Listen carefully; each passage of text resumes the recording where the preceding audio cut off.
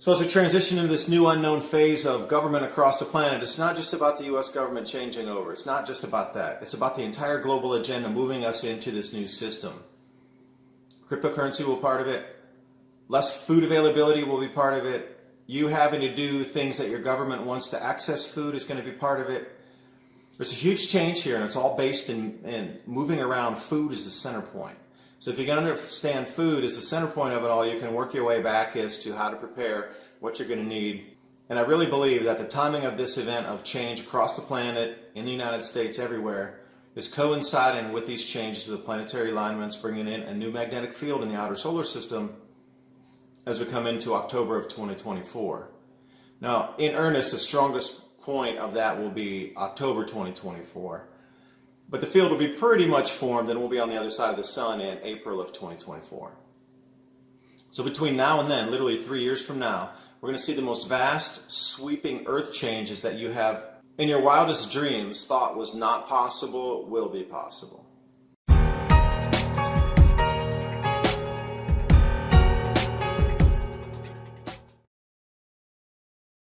So, trying to get down here to the cabinet, you can see it's still being remodeled and a few things, butcher block here and whatnot. We need to move it in place.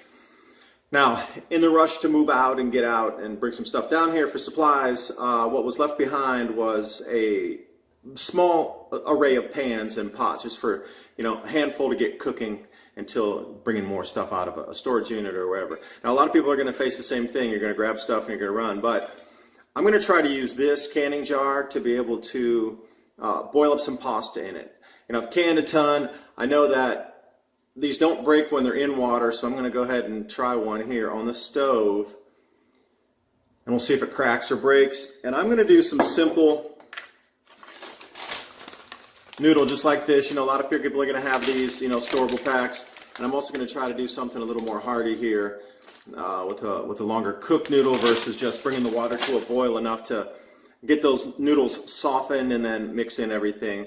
Definitely gonna not be using the top on this. I might use it after I take everything off, put it over lightly just to let it steam. If you can get these little bags of like quinoa or ancient grains, these go a long, long way for thickening, as well as just energy in a different way than something like wheat. You're gonna want to think about baking soda too, and that's also what I had in my pack when I was getting the other stuff. Vitamin C powder. Now, Acerla, you can't use that continually every single day.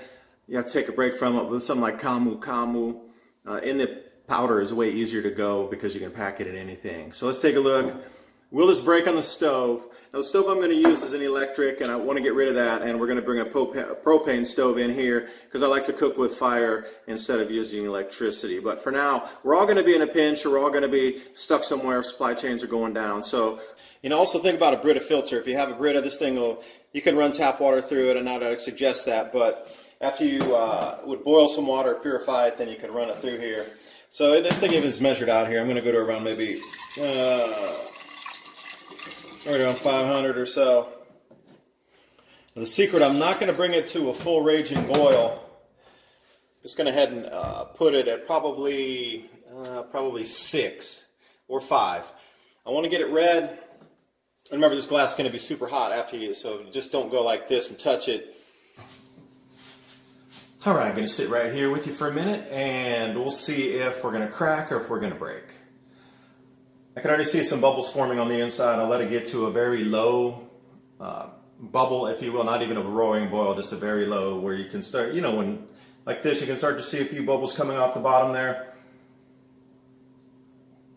And I would encourage you to go back through history and look to see what happens when a society does not have enough food. It unravels at the seams. And there seems to be this mechanism or this clock of about 400-year cycles that brings us into different changes in the economy and the ability to grow food. And you could say, well, back in the 1600s and the 1640s, they didn't have the type of machinery we have. They didn't have the fertilizers that we had. They didn't have the interconnected global supply chain system. True. But the sun's the sun, and the way we set up our grow zones globally, some of those are starting to have a real difficult time continuing the level of production they are right now. If you look across almost every country, they're experiencing some declines. Reason is that the planting and harvesting seasons have shifted a little bit, precipitation patterns, heat and cool, depending on if you're going in the summer with the extremes on the heat or if you're down in the winter where extremes on the cold. Food is going to be the most important thing. So when you're thinking about, transitioning out to your next destination, which a lot of people are, talked to David Morgan, and he's of the volition, the 5-year wave. We're in the midst of it right now. We're about 6 months into the 5-year wave, where everybody that's getting out of the cities is trying to get out right now, and it'll reach that apex, and it'll be a full 5-year transition. So let's say we're in year number 1 out of the 5. So what are you going to bring with you? You can't just live on stored food. That's the whole thing. That's not going to work. You're going to have to think about planting and harvesting the foods to bring you to the next season. See, you're going to have to think about in perpetuity of these lifestyle changes, not just, you buy a room full of food. Well, eventually that's going to run out. Either it's going to spoil, it's going to run out, you'll have traded it off, somebody will have stolen it, whatever.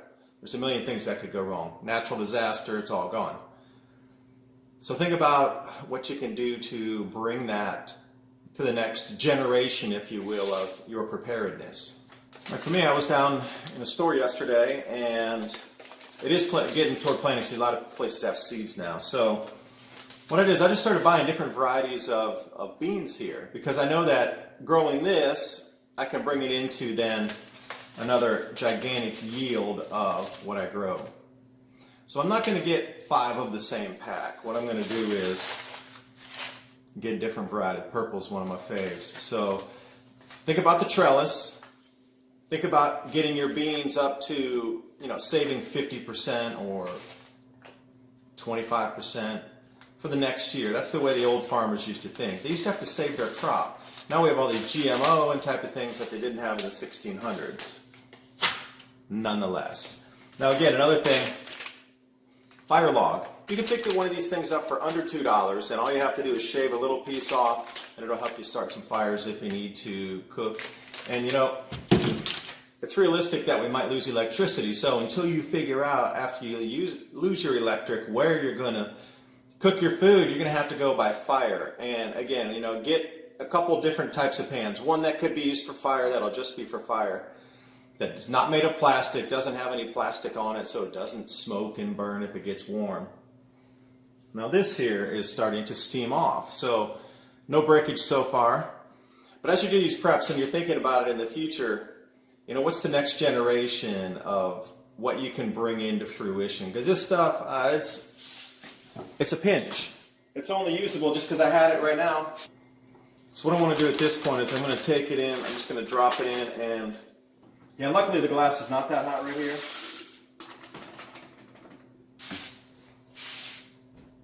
Now at the top it's not that hot, so I can, go ahead and I can even mix it like that without having to use a spoon.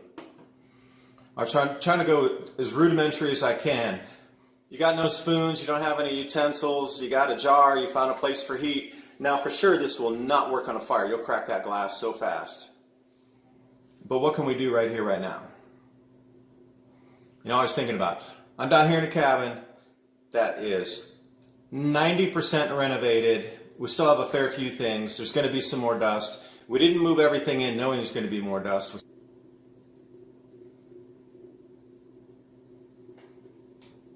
And I'll turn that down a little bit just to bring the heat off. Now the water's warm enough and you're going to see it steaming there.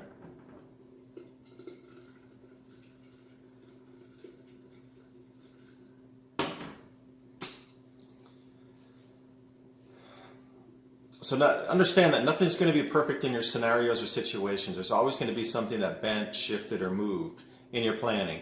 Now you can try to plan as much as you can out to 100%, but living between 2 places and having 4 people that are trying to move stuff down here, we even miss the pots. That's crazy. Think about your fire source. Think about your heat source. If the electricity goes out for a week, 5 days, how are you going to purify water? Luckily, we have a spring right here. Well, we can get fresh water, but then, even me, coming out of a spring, I am going to want to boil it and purify it, and then hence the filter right there. So after I boil it, I would even put it in something like this, boil it off for a few minutes, and then let it cool. I got probably 50 of these jars laying around, different sizes, and you boil it in here, let it cool down, run it through the filter. But what if you don't have a spring around? Where are you going to get your water? Electricity is a different thing. But if we don't have electric, this video is not possible, these lights aren't possible, my heat stove's not possible, then what? Okay, you're going to have to take a different approach on it. Your house is going to get cold after a while. Cooking is a different thing. If it's too windy, if it's too wet, I mean, do you have those skills? I carry a pocket knife with me to try to, scrape some of that bark off and get down to the drier wood on the inside. And we're watching a few survival guys on how to build wet fires. The wind is what's killing me. The wind is the thing that I have the most problem with. Even though I'm building a windbreak, it's really windy down here at this time of the year. Building a windbreak and using wet wood and fire striker and all these things, hence the reason I got the fire log. Because, now it's getting hot, I'm going to turn it off here, and I'll just let it boil down.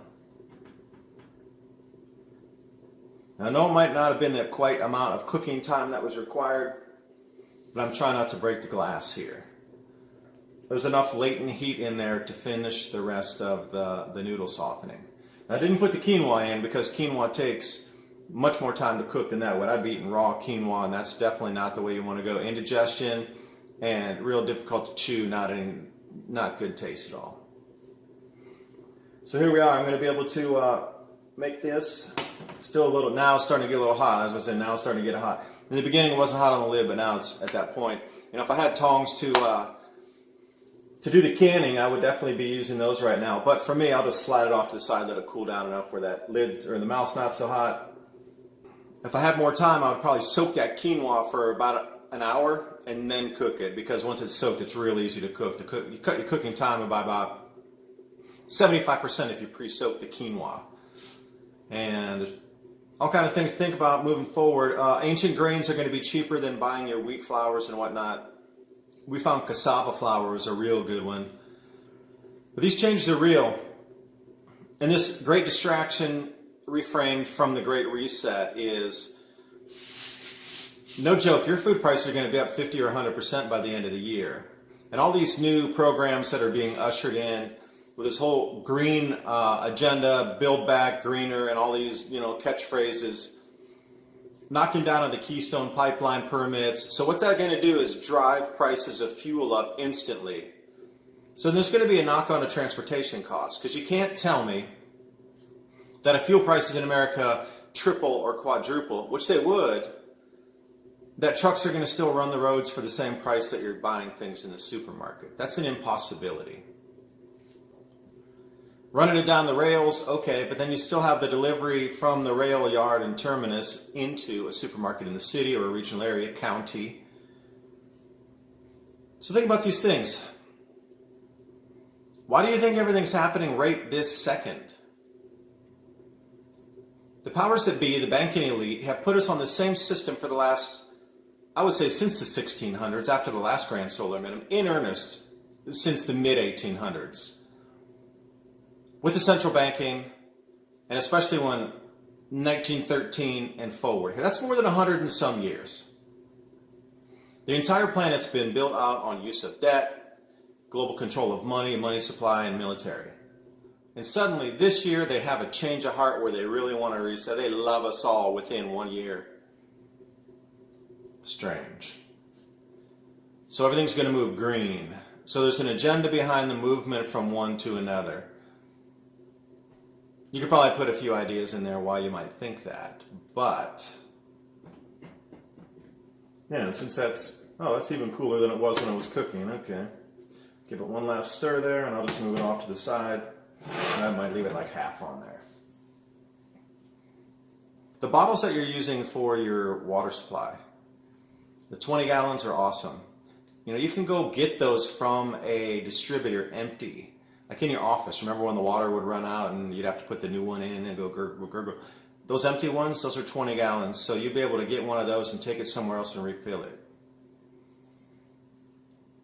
Think about storage of water and refilling water at the same time, as versus just having the water Do you have a place to refill it and store it somewhere in the house? You can never have enough water because you're going to need it for bathing. Because I don't care how strong you are and how rough and tough and whatever skills you have in terms of self-defense and being the just maddest dog on the street there. If your hygiene's down, you're not going to last very long. And that would include any kind of cuts and scrapes. I got a few nicks on my hands and stuff. Handling some wood. So what are you going to do when you're cutting the wood? Like, you're prone to get more cuts, scrapes, and whatever, injuries, in more of a self-sufficient lifestyle, because you might need to cut your own wood. You might need to whittle something with a knife. You might need to start a fire. You might trip on something, fall on something, have something. I didn't know, maybe this thing was going to crack and explode,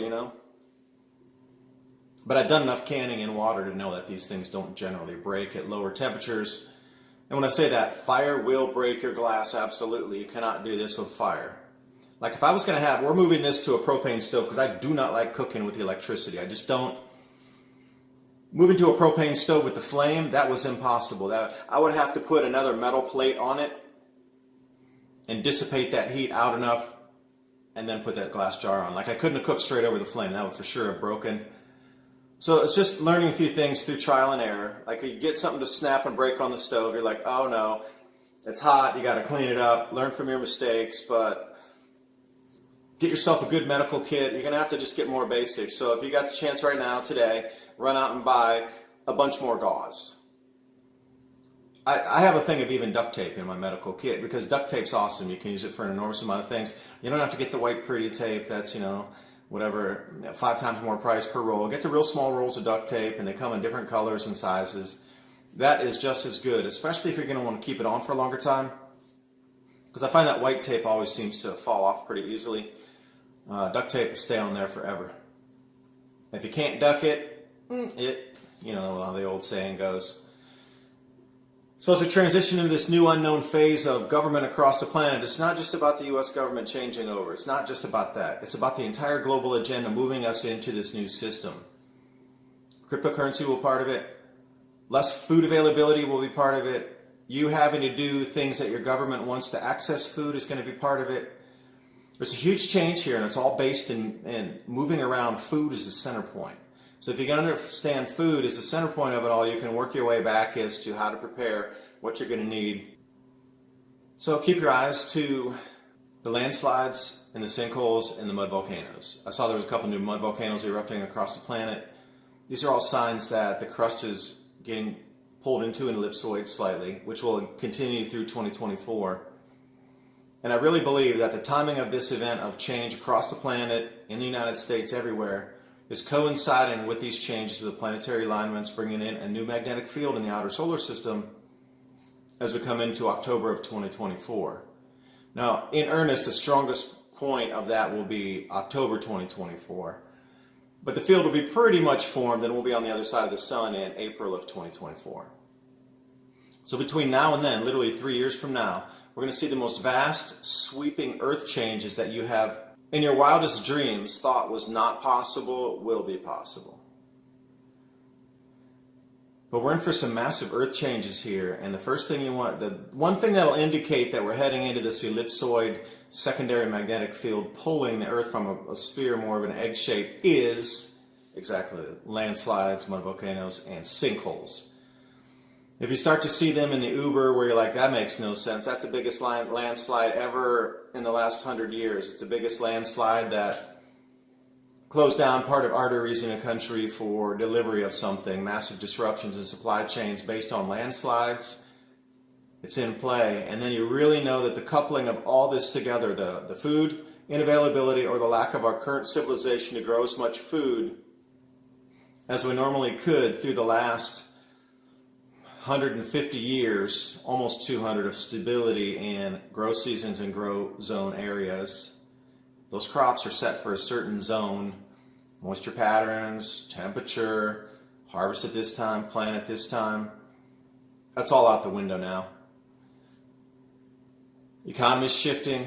As you can obviously see, there's no more economy. It's held together by duct tape and baling wire at best with a little bit of toothpaste in the middle there to cover it up so you don't see it. Cryptocurrency's on the inbound Governments are shifting everywhere across the planet with the economy. There's not one government not talking about moving to a new state of economy. In the interim of this change over,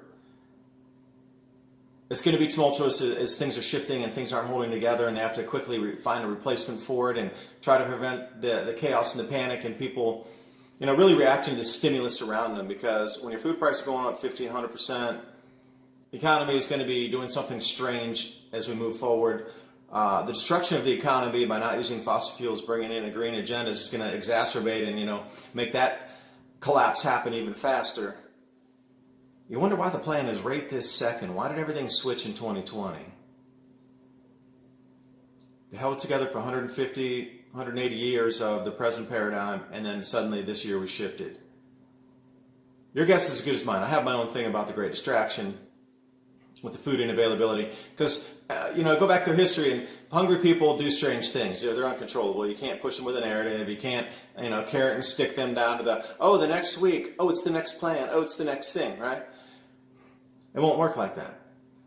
It'll be straight up, people are in chaos if there's not enough food.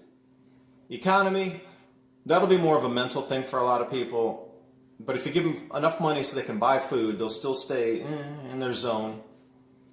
Take away the food, everybody goes out of the zone. Everybody goes out of the zone. And that's where we're going right now. Not enough food for the global population moving forward in through these next couple of years. In earnest, 2022 is when you'll see global food shortages. Even the USDA coming out, we're something down 10% on the grain production globally. Okay, now that means you need to eat into the stockpiles. And you start to look around, and are the trade disputes part of the whole mirage where, this isn't being delivered, that's not really, there's a shortage over there. Look at China. They're in the massive food crunch right now. Massive. To the point where they're rationing in the country already, buying everything on the planet, which is causing other shortages. So one country's massive needs is creating a pull on supply chains in other places, and the production's not there. And what happens next year when the cat's out of the bag? If we're down another 10% next year and we've eaten into the stockpiles, it won't be hideable anymore. See, once the stockpiles are gone, the illusion's gone, because all we get is what we grow. And with countries like Argentina suspending exports, everything being bought up, soybeans at all these high time prices, and it's just going to keep going up and up from here. USDA can say all they want about, it's in the silos. They're guessing half the time anyway of how much is truly out there. Rosy forecast here, rosy forecast there. Let's update the forecast in June in the planting season so it doesn't affect markets too much.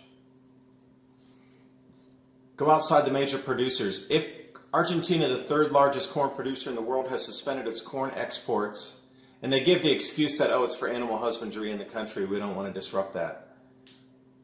No, it doesn't make sense. It just does not make sense. So we're already at the third largest exporter of corn, already showing that there's something way amiss versus what's in the news.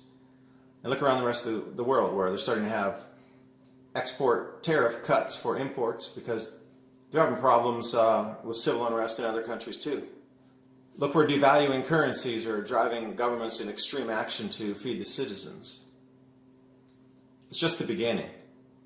And I say the more we get food insecure, the more the narrative increase, the more strength there is to control the citizens, the more the economy goes in shatters, and the more the government will be there to rely on to help us.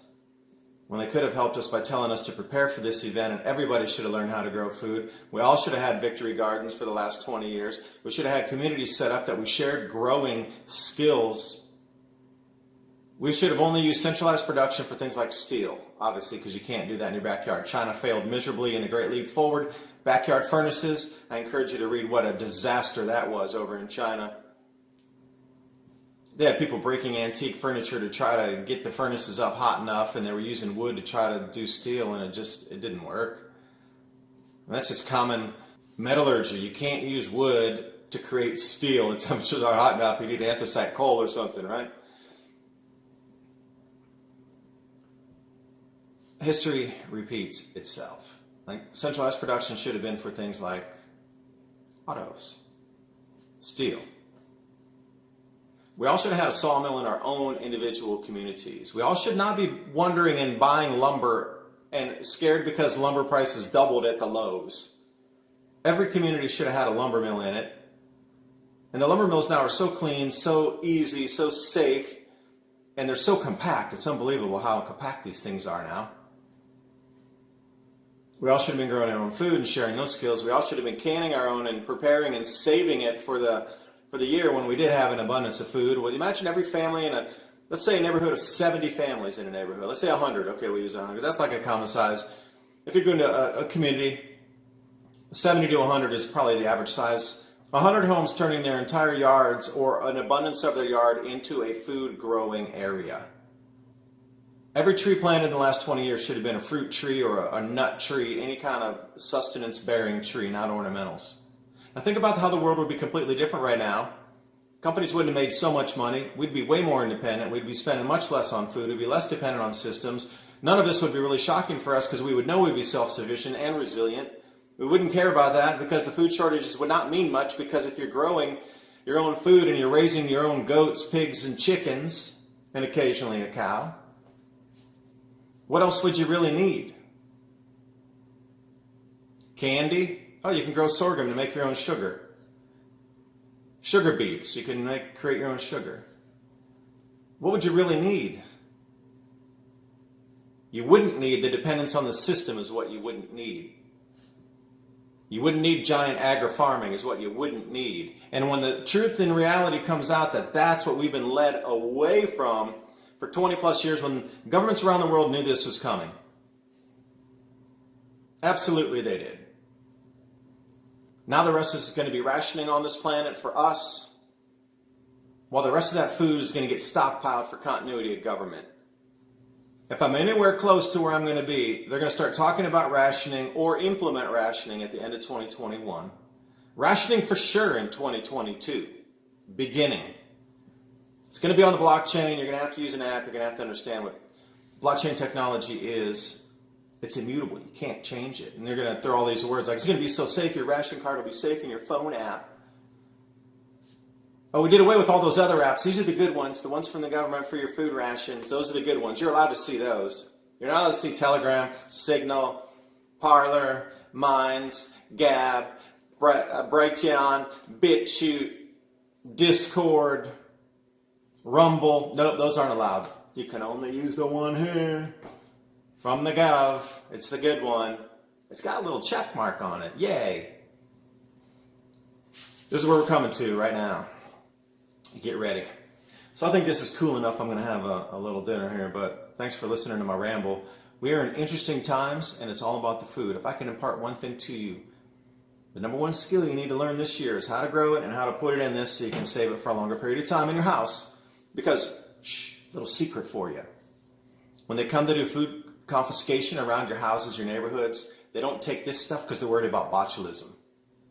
They'll take all your canned food, but they'll leave all your jars. Because they don't want it. They don't know how you packed it, how you did, how long it's been there. It might be mislabeled. Air might have gotten in it. So they're worried about the personnel coming to confiscate your food. They're worried about them getting sick if they eat canned jars. But see, for them, it's an ROI as well. Countryside is really spread out. Really spread out. And almost all of it's going to be like this. You know, people do have stored food, but a lot of the stored food is just like this. So learn how to can, how to preserve.